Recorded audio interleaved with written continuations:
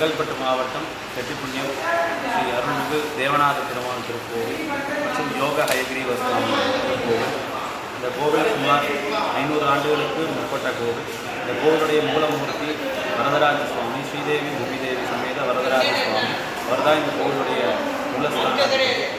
அப்புறம் கடலூருக்கு அருகாமையில் உள்ள திருவகீந்திரபுரம்ன்ற ஒரு 107 வைணவ பாடல் பெற்ற திருத்தலங்கள் ஒன்று.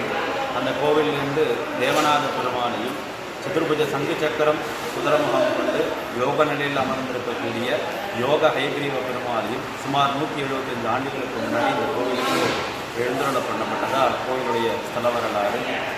அதன் பிறகு இந்த கோவிலானது விவரிக்கப்பட்டு தஞ்சை சரபோஜராஜா சமஸ்தானத்திலிருந்து சீதா லக்ஷ்மண சமேத ஸ்ரீ ராமச்சந்திர சுவாமியும் இந்த கோவிலில் பிரதிஷ்டை பண்ணப்பட்டதாக இந்த கோவிலுடைய ஸ்தல வரலாறு. இந்த கோவிலில் அருள்பாலிக்கக்கூடிய யோக ஹயக்ரீவ சுவாமி கல்விக்கு ரொம்ப அதிபதியான பெருமாள். குதிரமுகத்தோட சங்கு சக்கரம் கொண்டு யோக நிலையில் சேவை சாதிக்கிறார். இந்த யோக ஹயக்ரீவ சுவாமியை வழிபடுறதுனால ஞாபக சக்தி அதிகரிக்கிறது. மேலும் இவருக்கு நிவேதனம் பண்ணப்பட்ட தேனை குழந்தைகளுக்கு கொடுப்பதனால பேச்சு வராத குழந்தைகளுக்கு பேச்சு வரதான் இந்த கோவிலுடைய ஐதீகம்.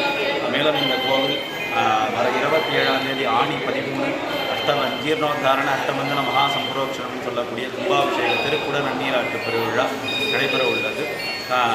25ஆம் தேதி காலை எண்மருந்தும் செல்லக்கூடிய அஷ்டமந்தனம் சாற்றி மாலை யாக வேள்விகளால் தொடங்கி 26ஆம் தேதி மாலை 4:30 மணிக்கு அனைத்து பெருமாளுக்கும் விசேஷ அபிஷேகம் திருமஞ்சனம் சொல்லக்கூடிய விசேஷ அபிஷேகமானது நடைபெற்று 27ஆம் தேதி காலை 6:30 மணி முதல் 6 மணி முதல் 7:15 மணி வரை உள்ளாக பெருமாள் விமானம் மற்றும் ராமர் விமானம், ராஜகோபுரம் மற்றும் அனைத்து மூர்த்திகளுக்கும் மகா சம்பரோக்ஷணம் சொல்லக்கூடிய கும்பாபிஷேக குடமுழக்கு விழா நடைபெறுகிறது.